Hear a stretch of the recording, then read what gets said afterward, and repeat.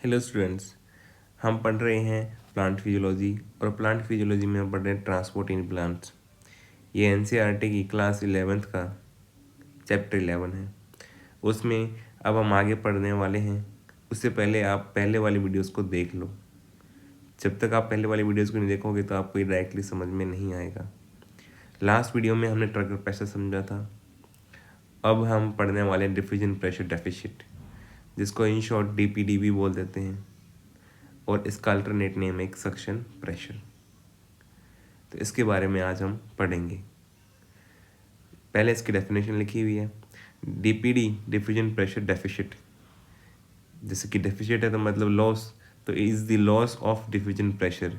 तो ये simple term में क्या है कि लॉस ऑफ डिफ्यूजन प्रेशर को बताता है DPD. DPD is the loss of diffusion pressure of water molecule inside a cell with respect to pure water. देखो, प्योर वाटर में सारे वाटर मॉलिक्यूल्स फ्री होते हैं, तो कह रहा है कि अगर उसके रेफरेंस में हम देखें कि कितने वाटर मॉलिक्यूल्स वहाँ पे फ्री नहीं होंगे तो वो लॉस कहलाएगा, जो फ्री नहीं होंगे। वही लॉस को हम मेजर करते हैं डीपीडी की वैल्यू के द्वारा। हम बताते हैं कि यहाँ पे डिफ्यूजन प्रेशर में कितने फ्री वाटर मॉलिक्यूल्स जो कि फ्री नहीं है उनका नंबर पता करके बता सकते हैं वो लॉस और डिफ्यूजन प्रेशर कितना हुआ है वहाँ पे सेल के अंदर प्योर वाटर के रेफरेंस में। उसी को हम बोलेंगे डीपीडी।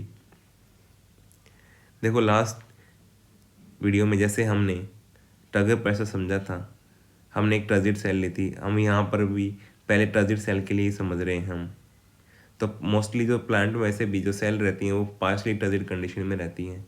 तो हमसे जब भी पूछा जाएगा डीपीडी तो वो जनरली हमें पार्शली ट्रांजिट सेल के बारे में ज़्यादा पूछा जाता है, वही हमें मेजरमेंट भी करना होता है।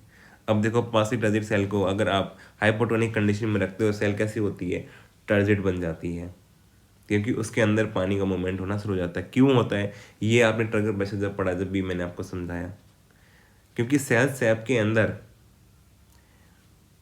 सॉल्यूट्स की कंसंट्रेशन ज़्यादा है, तो इसलिए वहाँ पे ऑस्मोटिक प्रेशर ज़्यादा है। और अगर सॉल्यूट ज़्यादा है तो वहाँ पे सॉल्वेंट कम है, इसलिए वहाँ पे डिफ्यूजन प्रेशर कम है। इन रेफरेंस टू किसके कंपैरिजन में बोल रहे हैं हम, हाइपोटोनिक सॉल्यूशन में। तो सेल सैप एक हाइपोटोनिक कंडीशन शो कर रहा है, तो इसलिए वहाँ पे ऑस्मोटिक प्रेशर ज़्यादा है हाइपोटोनिक सॉल्यूशन के मुकाबले, और डिफ्यूजन प्रेशर कम है हाइपोटोनिक सॉल्यूशन के मुकाबले। दोनों के कंपैरिजन में करना है आपको, in comparison to hypotonic solution बताना है। अब हाइपोटोनिक सॉल्यूशन अगर बाहर है तो सेल के अंदर सेल सैप जो है वो हाइपोटोनिक है। अब हाइपोटोनिक में तो क्या होगा, आपको पता है, यहाँ पे सेल सैप के मुकाबले यहाँ पे सोल्यूट तो कम होगा, तो ऑस्मोटिक प्रेशर लो होगा, और यहाँ पे सोलवेंट ज़्यादा होगा सेल सैप के मुकाबले, तो डिफ्यूजन प्रेशर हाई होगा। तो इसलिए हाइपोटोनिक कंडीशंस के अंदर आपको पता लग गया कि यहाँ पे ऑस्मोटिक प्रेशर तो लो है और डिफ्यूजन प्रेशर हाई है। सेल सैप के अंदर यहाँ पर हाइपोटोनिक सॉल्यूशन के कंपैरिजन में ऑस्मोटिक प्रेशर तो हाई है और डिफ्यूजन प्रेशर कम है, मतलब free water molecule cell sap में कम है और बाहर हाइपोटोनिक में फ्री वाटर मॉलिक्यूल्स ज़्यादा है। इसी को हम फ्री वाटर मॉलिक्यूल्स के नंबर को हम डीपी से भी लिख सकते हैं और ऑस्मोटिक प्रेशर से भी लिख सकते हैं। जहाँ पे फ्री वाटर मॉलिक्यूल्स ज़्यादा होंगे वहाँ पे डिफ्यूजन प्रेशर ज़्यादा होगा, और जहाँ पे फ्री वाटर मॉलिक्यूल्स कम होंगे वहाँ पे डिफ्यूजन प्रेशर कम होगा। अब देखो, ये डिफरेंस होने की वजह से पानी का मूवमेंट सेल के अंदर, सेल सैप के अंदर जाना शुरू हो जाता है through the semi permeable membrane. इसी को बोलेंगे हम ऑस्मोसिस। तो यहाँ पे ऑस्मोटिक एंट्री वाटर शुरू होगी, जिससे मैंने ग्रीन सिंबल से दिखाया आपको कि अंदर पानी जा रहा है सेल के। अब ये अंदर गया पानी क्या करेगा, आप समझो इस चीज़ को। जब अंदर जा रहा है पानी तो मैंने कहा कि वहाँ फ्री वाटर मॉलिक्यूल्स कम है सेल सैप में, तो अब अंदर फ्री वाटर मॉलिक्यूल्स का नंबर बढ़ना शुरू हो जाएगा।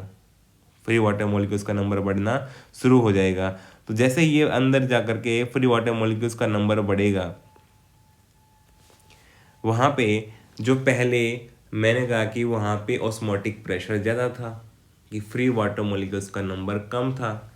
अब जो पहले फ्री वाटर मॉलिक्यूल्स का नंबर कम था उसका रीज़न क्या है, उसका रीज़न था कि वहाँ पे हमने सोल्यूट ज़्यादा डाल रखा था, और सोल्यूट ज़्यादा होने का मतलब है वहाँ पे जो कमी आ रखी थी डिफ्यूजन प्रेशर में, कि वो सोल्यूट की वजह से आ रही थी।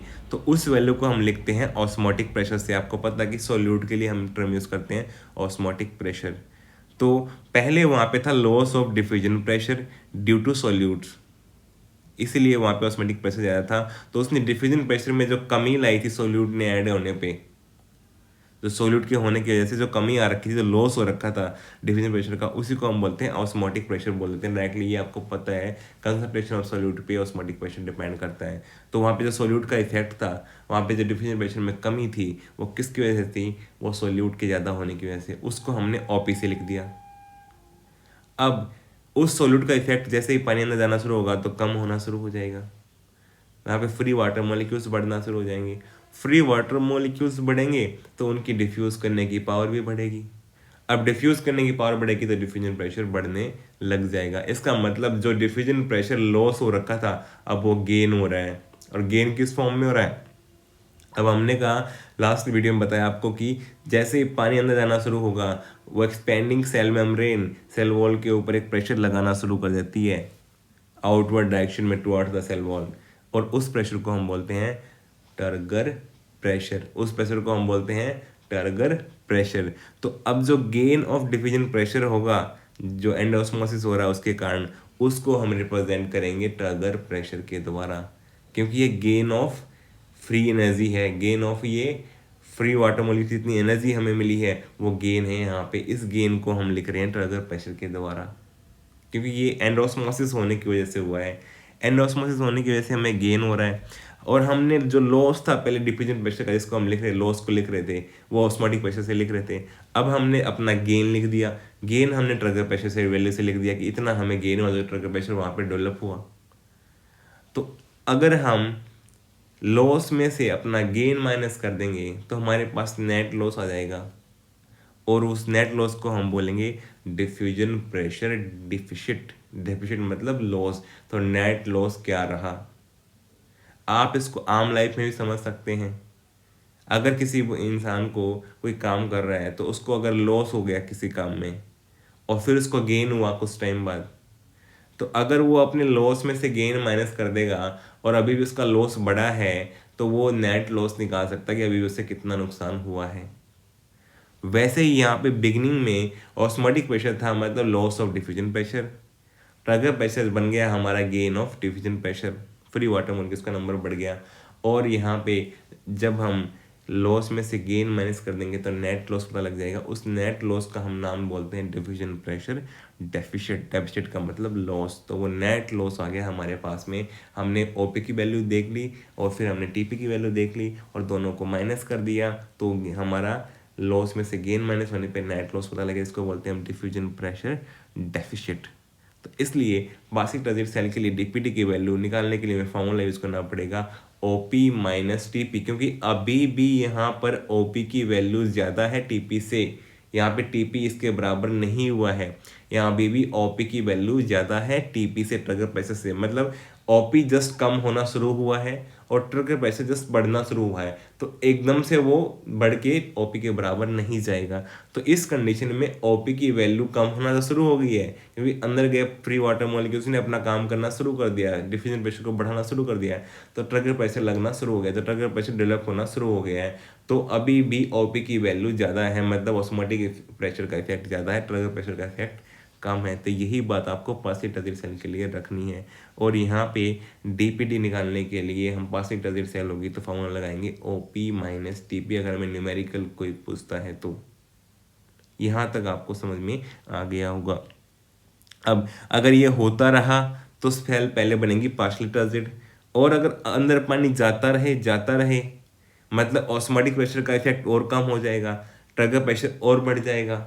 और बढ़ने के कारण क्या होगा कि एक कंडीशन आएगी जब ऑस्मोटिक प्रेशर बिल्कुल ख़त्म हो जाएगा और उसका काम जो है, उसकी वैल्यू जो है अब ट्रिगर प्रेशर ले लेगा। तो मतलब जो ऑस्मोटिक इफेक्ट था वो ख़त्म हो जाएगा और उसकी वैल्यू जो है ट्रिगर प्रेशर के द्वारा गेन कर ली जाएगी। तो इसका मतलब अब ऑस्मोटिक प्रेशर खत्म होने का मतलब कि ऑस्मोटिक प्रेशर ने टीपी के बराबर हो गया है, तो ऑस्मोटिक प्रेशर खत्म हो जाएगा। उस कंडीशन को हम बोलेंगे फुल्ली ट्रांजिट सेल। उस कंडीशन को हम बोलेंगे फुल्ली ट्रांजिट सेल। ठीक है, तो फुल्ली ट्रांजिट कंडीशन में क्या होगा कि ऑस्मोटिक प्रेशर तो खत्म हो जाएगा उसका इफेक्ट, और ट्रिगर प्रेशर वही काम कर देगा जो उसको ऑस्मोटिक प्रेशर ने वहाँ पे लॉस कर रखा था, वो गेन के द्वारा वो वापस से उसमें positive gain of water molecules का ला देगा। तो अब ऑस्मोटिक प्रेशर हमारा जो है हम इक्वल मान लेंगे इक्वल टू ट्रिगर प्रेशर। तो अब डीपीडी अगर निकालेंगे तो यहाँ पे ओपी माइनस टीपी होता है और टीपी की जो वैल्यू है वो ओपी के बराबर हो गई है, तो इसलिए डीपीडी हमारा जीरो हो जाएगा। मतलब यहाँ पे जितना पानी अंदर आएगा इस कंडीशन में, जितना वो एक्सपेंड कर सकती थी सेल मेम्ब्रेन, वो सारा एक्सपेंड कर गई है ही। अब वो सेल वॉल के पास में उसके बीच में कोई स्पेस नहीं रहा एक्सपेंड करने के लिए, सारा उसने ऑक्यूपाई कर लिया है। तो इस कंडीशन के अंदर क्या होगा कि ऑक्यूपाई करने के बाद में अब देखो उसको बर्स्ट तो नहीं होने देगी सेल वॉल, क्योंकि वो रिजिड है। तो इसलिए सेल मेम्ब्रेन को बर्स्ट होने से बचाने के लिए अगर अंदर आता है पानी तो वो क्या करेगी, सेल वॉल वापस से कहीं से पानी को बाहर भेज देगी, क्योंकि अब वो नेट मूवमेंट जीरो कर देगी, जितना इनवर्ड आएगा उतना ही आउटवर्ड भेज देगी वो। इस कंडीशन को बोलते हैं फुल्ली टर्जिड सेल। इससे ज़्यादा पानी वो नहीं ले पाएगी, उसको ज़रूरत भी नहीं रही, उसकी ख़त्म होगी ज़रूरत, क्योंकि वहाँ पे ऑस्मोटिक प्रेशर का इफेक्ट ख़त्म हो गया है और वो उसने जो ऑस्मोटिक प्रेशर की वैल्यू थी वो ट्रिगर प्रेशर की हो गई है, और जो शुरू में ट्रिगर प्रेशर की वैल्यू थी वो ऑस्मोटिक प्रेशर की हो गई है। इसलिए हमने ओपी इक्वल टू टीपी मान लिया। जैसे कि मैंने फुटबॉल का एग्जांपल बताया था, अगर उसमें हवा भरने लगोगे तो पहले वो पार्शली टर्जिड बनता है, फिर भरते भरते एक स्टेज आएगी कि उसके बाद अगर आपने ब्लैडर में हवा भरी तो आपको वहाँ पे ब्लास्ट भी देखने को मिल सकता है, क्योंकि वहाँ पे रिजिड नहीं है, उसकी कवरिंग सॉफ्ट है। तो इसलिए उसको बचाने के लिए हमें चेक करते रहना पड़ता है कितना प्रेशर हमने भर दिया, उसकी लिमिट से ज़्यादा तो नहीं भर दिया। अगर उसकी लिमिट पे पहुँच गए हैं तो उस कंडीशन को बोलेंगे फुल्ली टर्जिड। अगर उससे ज़्यादा भरना चाहे तो क्या करना पड़ेगा, जैसे ही भरेंगे उतना ही निकालना भी पड़ेगा फुटबॉल के अंदर से, नहीं तो फुटबॉल बर्स्ट हो जाएगी लिमिट क्रॉस करते ही। तो इसलिए ऐसी कंडीशन में यहाँ पे प्लांट सेल जिसके पास रिजिड सेल वॉल है ये बर्स्ट तो नहीं होगी, मगर ये क्या करेगी, उसी टाइम पे जितना पानी एंडोस्मोसिस से आएगा उतना ही एक्सोस्मोसिस करके उसको बाहर निकाल देगी। तो फुली टर्जिड कंडीशन में डीपीटी जीरो हो जाता है, मतलब डिमांड ऑफ वाटर खत्म हो जाती है सेल की, वहाँ पे कोई भी उसके पास में डीपीटी की वैल्यू नहीं रहती, उसके पास कोई सक्शन प्रेशर नहीं होता। इसलिए यहाँ पे कंडीशन आपको देखने को मिले कि जो नेट मूवमेंट जीरो हो गया है, इससे डीपीटी की वैल्यू जीरो हो गई है। फिर आते हैं फ्लैसिड सेल। फ्लैसिड सेल में आपको पता है, फ्लैसिड सेल के अंदर देखो, मैं जब लास्ट वीडियो हमने डिस्कस किया तो फ्लैसिड सेल में बताया कि सेल को जब आइसोटोनिक में रखेंगे तो आइसोटोनिक में रखेंगे नेट मूवमेंट जीरो हो जाता है, क्योंकि जितना एंडोस्मोसिस होता है प्लांट सेल के अंदर उतना ही एक्सोस्मोसिस भी हो जाता है। उस कंडीशन में नेट जो हमारा नेट इनवर्ड मूवमेंट है वाटर का एंडोस्मोसिस के द्वारा वो जीरो हो जाता है। अब नेट मोमेंट ही जीरो हो गया तो ट्रिगर प्रेशर डेवलप नहीं होगा, क्योंकि अंदर गया पानी वापस बाहर निकल जाएगा सेल से, तो वो अपना अंदर प्रेशर लगा ही नहीं पाएगा सेल मेम्ब्रेन के ऊपर एक्सपेंड करने के लिए। अगर नहीं लगा पाएगा तो ट्रिगर प्रेशर जीरो हो जाएगा। ट्रिगर प्रेशर जीरो हो गया तो इस कंडीशन में हमारा जो ऑस्मोटिक प्रेशर लग रहा था उसके ऊपर कोई भी चेंज नहीं आएगा, मतलब ऑस्मोटिक प्रेशर जैसे स्टार्टिंग में था वैसे ही बाद में भी रहेगा, क्योंकि ट्रिगर प्रेशर ने उसके ऊपर काम नहीं किया, फ्री वाटर मॉलिक्यूल्स का नंबर नहीं बढ़ाया, वापस से पानी जो अंदर गया था वो वापस बाहर आ गया, तो वहाँ पे ट्रिगर प्रेशर जीरो होने की वजह से डीपीटी की वैल्यू अभी भी ऑस्मोटिक प्रेशर ही डिफाइन कर रहा है। तो इसलिए डीपीटी की वैल्यू यहाँ पे ऑस्मोटिक प्रेशर के बराबर होगी, इसलिए फ्लैसिड सेल के अंदर डीपीटी जो होता है वो ऑस्मोटिक प्रेशर के द्वारा डिफाइंड होता है, ट्रिगर प्रेशर के द्वारा नहीं होता, क्योंकि ट्रिगर प्रेशर की वैल्यू जीरो होती है। तो ये बात हम समझ सकते हैं कि यहाँ पे अभी ऑस्मोटिक प्रेशर का रोल है फ्लैसिड सेल के डिफ्यूजन प्रेशर को बताने के लिए। फिर आता है प्लाज्मोलाइज सेल। अगर सेल हाइपरटोनिक कंडीशन है सेल के आसपास, प्लांट सेल के आसपास, उस कंडीशन में आपको पता है अगर हाइपरटोनिक कंडीशन है तो प्लांट सेल अपना पानी लूज कर देती है, और अगर अपना पानी लूज करेगी तो ट्रिगर प्रेशर की वैल्यू अंदर जब आता है तो हम पॉजिटिव लेते हैं, जीरो से ज़्यादा लेते हैं, जब अंदर और बाहर इक्वल हो जाता है तो जब हम जीरो लेते हैं, और जब हमारा एक्सोस्मोसिस होगा फिर हम उसकी value less than zero negative लेते हैं। तो यहाँ पे ट्रिगर प्रेशर की वैल्यू नेगेटिव होती है, ये पिछले वीडियो में भी मैंने बताया था आपको ट्रिगर प्रेशर पढ़ते हुए। अब डीपीटी के फॉर्मूले में अगर हम ये लगा दें तो ओपी माइनस माइनस टीपी अगर हो जाएगा तो ओपी प्लस टीपी हो जाएगा, मतलब जो पानी की डिमांड थी अब अगर पानी लॉस करेगी सेल तो और ज़्यादा बढ़ जाएगी, क्योंकि जो वैल्यू कम होगी ट्रिगर प्रेशर की नेगेटिव में जाएगी वो और डिमांड को बढ़ा देगी वाटर की। इसलिए यहाँ पे डीपीटी की वैल्यू हाईएस्ट हो जाती है। OP प्लस TP होने की वजह से, क्योंकि और पानी लॉस करने की वजह से सेल के और पानी की ज़रूरत पड़ेगी, जो पहले रिक्वायरमेंट थी अब और भी बढ़ गई है लॉस करने के कारण। तो इसलिए DPD की वैल्यू प्लाज्मोलाइज सेल में सबसे ज़्यादा हो जाती है। OP प्लस TP न्यूमेरिकली हम कैलकुलेट करके बता सकते हैं। तो यहाँ पे हमने देखा कि डिफ्यूजन प्रेशर डेफिशिएट अलग अलग तरह की सेल में किस कंडीशन में कैसा होता है। तो उसके लिए हम यहाँ पे ऑर्डर भी डिफाइन कर सकते हैं कि भाई ऑर्डर कैसे कैसे होता है। ऑर्डर में देखो आपको पता है कि सबसे ज़्यादा पानी की डिमांड किसकी होगी, प्लाज्मोलाइज सेल की, और सबसे कम किसकी होगी, फुल्ली टर्जिड सेल की, क्योंकि फुल्ली टर्जिड सेल के पास पानी की कोई ज़रूरत नहीं है, वो बिल्कुल तृप्त हो गई है, उसकी डिमांड ऑफ वाटर खत्म हो गई है, उसके बाद सक्शन प्रेशर ज़ीरो हो गया है, तो इसलिए वहाँ पे DPD जीरो है। DPD को हम सक्शन प्रेशर भी बोलते हैं। सक्शन प्रेशर यहाँ पे मिनिमम किसका होता है, याद रखना, फुल्ली टर्जिड सेल का। उसके बाद उससे ज़्यादा होता है पार्शली टर्जिड सेल का। क्यों, वहाँ पे फॉर्मूला बनेगा OP माइनस TP। तो अभी भी OP में से TP माइनस करेंगे तो उसकी वैल्यू OP से कम हो जाएगी, OP से कम हो जाएगी। तो ये फुली टर्जिड सेल से ज़्यादा होता है पार्शली टर्जिड सेल के अंदर। फिर फ्लैसिड सेल के अंदर ज़्यादा होता है। क्यों, क्योंकि वहाँ पे TP ज़ीरो होता है और DPD की वैल्यू OP के बराबर होती है। तो इसलिए फ्लैसिड सेल का DPD पार्शली टर्जिड सेल से ज़्यादा होता है। और सबसे ज़्यादा जो होता है DPD वो होता है प्लाज्मोलाइज्ड सेल का। उसमें क्या होता है, ऑस्मोटिक प्रेशर में ट्रिगर प्रेशर ऐड हो जाता है और यहाँ पे प्लाज्मोलाइज्ड सेल के लिए DPD की वैल्यू हाईएस्ट हो जाती है। तो हम बता सकते हैं कि डिफरेंट टाइप के सेल्स में अगर ऑर्डर ऑफ DPD पूछा जाएगा या सक्शन प्रेशर का ऑर्डर पूछा जाएगा तो इसमें यहाँ पे कैसे रहेगा, फुली टर्जिड सेल सबसे कम, फिर फास्टली टर्जिड सेल, फिर फ्लैसिड सेल और फिर प्लाज्मोलाइज्ड सेल में मैक्सिमम रहेगा। क्वेश्चन आ सकता है direction of movement of water. तो मूवमेंट ऑफ वाटर जो है वो बता सकते हो आप कि लो DPD से हाई DPD की तरफ होगा, क्योंकि लो DPD के पास जिसके पास अब सक्शन प्रेशर भी कह सकते हैं इसको हम, तो जिसके पास डिमांड ऑफ वाटर अभी कम है, और हाई DPD जिसके पास डिमांड ऑफ वाटर ज़्यादा है, तो उसकी तरफ मूवमेंट होगा। क्योंकि आपको पता है कि जैसे जैसे DPD कम होता है तो पानी की डिमांड कम हो जाती है, रिक्वायरमेंट कम हो जाती है। जैसे DPD बढ़ता पानी की रिक्वायरमेंट बढ़ जाती है सेल को। तो इसलिए जो लो DPD वाली सेल है वो मूवमेंट कर सकती है वाटर का हाई DPD वाली की तरफ। हाँ, DPD की वैल्यू आप अगर पार्शली टर्जिड सेल होगा तो वो पॉजिटिव में ही निकलेगी आपके पास में, और जनरली इस प्लांट सेल जो है पार्शली टर्जिड कंडीशन में रहती हैं। अगर वहाँ मेंशन किया जाता है फिर हम उसके अकॉर्डिंग DPD के फॉर्मूले को देखेंगे, वहाँ पे TP की वैल्यू हमें कैसे लेनी है।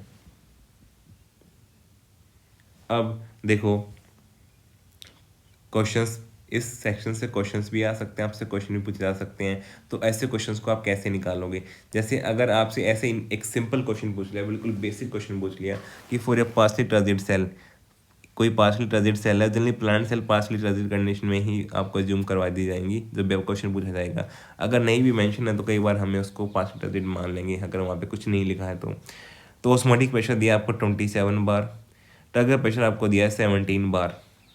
अब आपको DPD निकालना है, डिफ्यूजन प्रेशर डेफिशिएंट क्या होगा।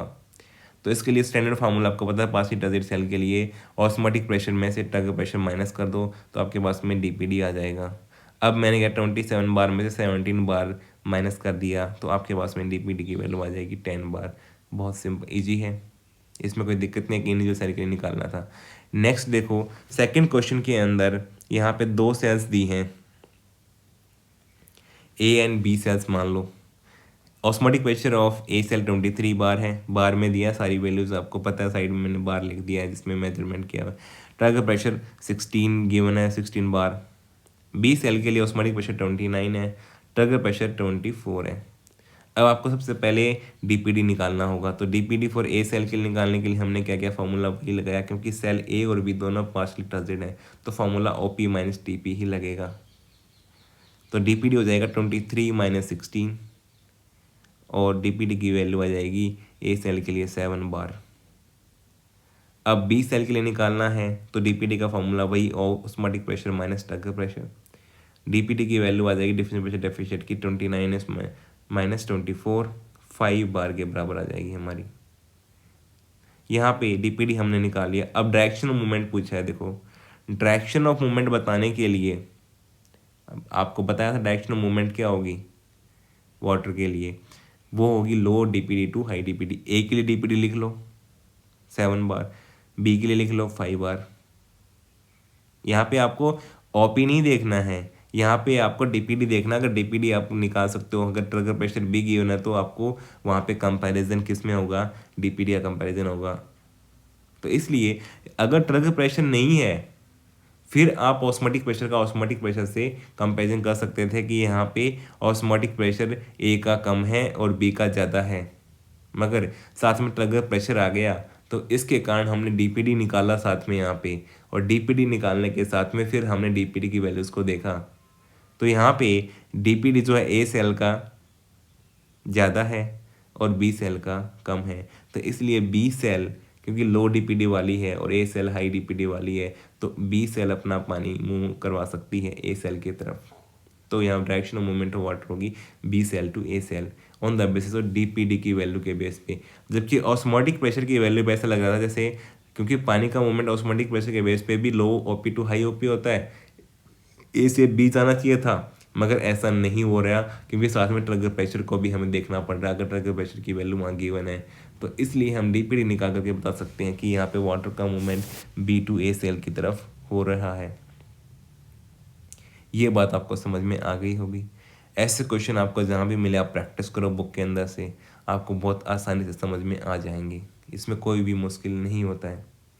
आपको बस बात एक और याद रखनी है, अगर कहीं पे सेल वॉल के अंदर डिपोजिशन हो जाता है, सुबेराइज्ड हो गई, क्यूटीन आ गया, तो उसके अंदर जैसे ये आएगा इम्परमेबल बन जाती है मेम्ब्रेन। फिर पानी का मूवमेंट हम बता नहीं पाएंगे। वैल्यू तो निकाल सकते हैं डीपीडी की, तब फिर पानी का मूवमेंट नहीं बता पाएंगे कौन सी सेल किस, क्योंकि इम्परमेबल मेम्ब्रेन आ जाएगी बीच में, तो वहाँ पे पानी का मूवमेंट नहीं होगा। तो आपको ये बात याद रखनी है कि इस तरह क्वेश्चंस में अगर ऐसा कहीं पे गिवन है तो वहाँ पे डायरेक्शन मत बनाओ, ठीक है। डायरेक्शन बिना बनाए ही आप सिर्फ उसकी वैल्यूज निकाल के दिखा दो। अब मैं नेक्स्ट क्वेश्चन, थर्ड क्वेश्चन लिया मैंने। 3 सेल ले ली और इंटरकनेक्टेड है तीनों की तीनों, ए बी और सी, 3 टाइप की सेल ले ली मैंने, ग्रीन कलर से दिखाया ए बी सी, और सबकी ऑस्मोटिक प्रेशर ट्रिगर प्रेशर की वैल्यू लिखी हुई है। ए सेल के लिए अगर हम बात करें ऑस्मोटिक प्रेशर की वैल्यू 21 बार है, ट्रिगर प्रेशर की वैल्यू 9 बार है, 9 बार है। बी के लिए ऑस्मोटिक प्रेशर की वैल्यू 8 बार है, ट्रिगर प्रेशर 10 बार है, और सी के लिए ऑस्मोटिक प्रेशर की वैल्यू 32 बार है और ट्रिगर प्रेशर की वैल्यू 27 बार है। अब हमें पहला स्टेप वही करना है, ये वैल्यूज़ गिवन है, ए बी और सी के लिए हमें डीपीडी निकालना है। तो ए के लिए डीपीडी निकालेंगे तो फॉर्मूला लगाएंगे, क्योंकि तीनों की तीनों पार्शियल ट्रांजिट सेल ही है, ये हमें लिखा मिलेगा वहाँ पे, या नहीं लिखा तो हम ये वहाँ पे एज्यूम करके भी हम मान लेंगे, वैसे लिखा ही मिलेगा आपको, ठीक है। अब डीपीडी देखो, osmotic pressure minus TP for A cell, तो 21 बार में से अगर हम ऑस्मोटिक प्रेशर में से 9 बार ट्रिगर प्रेशर माइनस करेंगे तो हमारे पास 12 बार डीपीडी फॉर ए सेल आ जाएगा। फिर बी के लिए हमने डीपीडी निकाला तो osmotic pressure minus turgor pressure कर दो, यहाँ पे 18 बार ऑस्मोटिक प्रेशर है, 10 बार ट्रिगर प्रेशर है, तो 8 बार हमारा यहाँ पे डीपीडी की वैल्यू आ जाएगी for B cell diffusion pressure deficient की, कि वहाँ पे कितना डेफिशिएंट है बी सेल में। फिर diffusion pressure deficient for C cell के लिए निकाल लो, तो osmotic pressure minus turgor pressure कर दो, और यहाँ पे ऑस्मोटिक प्रेशर 32 बार है और ट्रिगर प्रेशर 27 बार है, तो इसलिए यहाँ पे डिफ्यूजन प्रेशर डेफिशिएंट जो होगा सी के लिए वो 5 बार आ जाएगा। अब हमारे पास में डिफ्यूजन प्रेशर डेफिशिएंट की वैल्यू ए के लिए भी आ गई 12 बार, बी के लिए 8 बार आ गई, सी के लिए 5 बार आ गई। अब इसको लिख लो ऐसे करके ए बी और सी के नीचे, और फिर डायरेक्शन ऑफ मूवमेंट बताने के लिए, क्योंकि यहाँ पे सारी परमेएबल मेम्ब्रेन्स हैं, तो कौन किसको दे सकता है। अब देखो ए और बी का कंपैरिजन करेंगे तो ए का 12 बार है और बी का 8 बार है, तो बी का डीपीडी लोअर है, ए का डीपीडी हायर है, तो बी से वाटर का मूवमेंट ए की तरफ हो सकता है जब तक इक्विलिब्रियम नहीं आएगा। ए और सी में देखें तो ए का यहाँ पे 12 बार है, सी का 5 बार है, तो सी से ए की तरफ पानी का मूवमेंट हो सकता है, तो यहाँ पे सी से ए का मूवमेंट होगा। और बी और सी में कंपेरिजन करेंगे तो बी में ऑस्मोटिक प्रेशर के साथ में यहाँ पे डीपीडी का निकाल करके हम देख रहे हैं कि डीपीडी की वैल्यू यहाँ पे 8 बार है और सी के पास में डीपीडी की वैल्यू 5 बार है, तो इसलिए सी से मूवमेंट बी की तरफ हो सकता है, क्योंकि सी का डीपीडी लोअर है और बी का डीपीडी हायर है। तो सी एक में भी ट्रांसफर कर सकता है वाटर और बी में भी, जब तक इक्विलिब्रियम नहीं होगा। तो इसलिए ये डायरेक्शनल मूवमेंट यहाँ पे बन जाएंगी, सी से ए की तरफ भी, सी से बी की तरफ भी, और बी ए को देगा जब तक पानी का इक्विलिब्रियम नहीं आएगा, तब तक ये मूवमेंट होता रहेगा, क्योंकि पानी का मूवमेंट आपको याद रखना लो डीपीडी टू हाई डीपीडी की तरफ होगा, क्योंकि जिसके पास लॉस कम है वो ज़्यादा लॉस वाले को देगा। यही डीपीडी हमें बताता है। हमें ऐसे क्वेश्चंस में कैलकुलेशन करना है और प्रैक्टिस करनी है, अपने आप एज्यूम कर लो वैल्यूज़, फिर आपको पता लग जाएगा। क्योंकि यहाँ पे देखोगे आप, देखने को सी सेल का ऑस्मोटिक प्रेशर सबसे ज़्यादा है, मगर ट्रिगर प्रेशर का रोल आने के कारण वहाँ पे डिफिजन प्रेशर डेफिसिट सबसे कम है। तो इसलिए सी ए को भी ट्रांसफर कर रही है वाटर और बी को भी। तो अगर ट्रिगर प्रेशर नहीं है फिर ऑस्मोटिक प्रेशर के बेस पे बताएंगे, मगर ट्रिगर प्रेशर के साथ में ऑस्मोटिक प्रेशर अगर आ गया तो उस कंडीशन में आप डिफिजन प्रेशर डेफिसिट लॉस निकालोगे हमेशा कि डिफिजन प्रेशर का अब डेफिसिट कितना है, क्योंकि ओपी भी डीपी का लॉस दिखा रहा है, बट उस लॉस में से गेन अगर आपको माइनस कर दिया आपने तो फिर आपके पास नेट लॉस आए, उसको बोलेंगे हम डिफिजन प्रेशर डेफिसिट। और डेफिसिट के बेसिस पे ही आपको वाटर का मूवमेंट बताना कि डायरेक्शन क्या होगी, कि lower DPD to higher DPD होता है। यही आपको याद रखना है। इस वीडियो में हम इतना ही समझते हैं। इस वीडियो में जितना भी समझ में आपको आया है आप प्रैक्टिस करिए उसके साथ में, आप बुक से क्वेश्चन निकालिए आप, ताकि आपको कॉन्फिडेंस बिल्डअप हो। आप कम से कम 20 क्वेश्चन इस पे करिए, कम से कम 20 क्वेश्चन 30 क्वेश्चन अगर आपको जहाँ मिल रहे हैं आप खुद एज्यूम करिए, वैल्यूज़ 2 सेल बनाइए, उसमें लिखिए, प्रैक्टिस करिए, तो आपको फिर ये स्पीड हो जाएगी आपकी अच्छी, और फिर आप कैलकुलेशन करोगे तो कॉन्फिडेंस भी बढ़ेगा आपका। यही चीज़ें आपको अप्लाई करनी भी आनी चाहिए। उम्मीद कर रहा हूँ आपको ये अच्छे समझ में आया होगा। आप वीडियो को लाइक करो, अपने फ्रेंड्स के साथ शेयर करो, और साथ में आपने चैनल सब्सक्राइब नहीं किया चैनल को सब्सक्राइब कर लो आप। और इसी के साथ में ये डीपीडी जो है ये एनसीईआरटी में नहीं है गिवन, मगर इसका काम आएगा, ठीक है। अब जब हम वाटर पोटेंशियल पढ़ेंगे ना, वो उसका मॉडर्न कंसेप्ट है, तो उससे हम कंपैरिजन करेंगे कि डीपीडी और वाटर पोटेंशियल में क्या रिलेशन है। तो इसलिए modern concept water potential NCERT में गिवन है और उसको हम पढ़ते भी हैं। डीपीडी पहले पढ़ते थे, अब एनसीईआरटी में नहीं गिवन है, फिर भी पढ़ रहे हैं, क्योंकि इसका कंपैरिजन बहुत कॉमन चीज़ है जो कि वाटर पोटेंशियल से होती है। तो इसलिए डीपीडी का हम इतना ही पढ़ते हैं इसके बारे में। और आपको कोई भी क्वेरी हो तो आप कमेंट कर सकते हो, बता सकते हो। आप अपने फ्रेंड्स के साथ जरूर शेयर करो, ताकि नीट के एग्ज़ाम में ऐसे क्वेश्चन आते हैं, और ऐसे वीडियोस को जब आप पढ़ोगे से तो उससे आपका कॉन्फिडेंस बिल्डअप होगा। Thank you for watching this video.